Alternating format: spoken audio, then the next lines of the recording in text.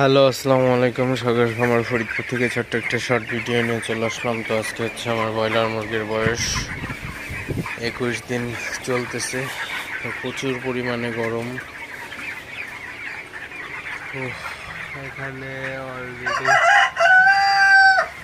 36 degree plus তাপমাত্রা আছে এখন। তো প্রচুর গরম। এই গরমে মুরগিকে স্যালাইন দেওয়া যাবে, লেবু দিয়ে শরবত করে দেওয়া যাবে। তো পর্যাপ্ত পরিমাণে বাতাস রাখতে হবে ঘরে। প্রচুর পরিমাণে গরম। এই গরমে মুরগির হিট স্ট্রোক করতে পারে। তো অবশ্যই সেদিকে খেয়াল রাখতে হবে। মুরগিকে বাতাসের ব্যবস্থা করতে হবে।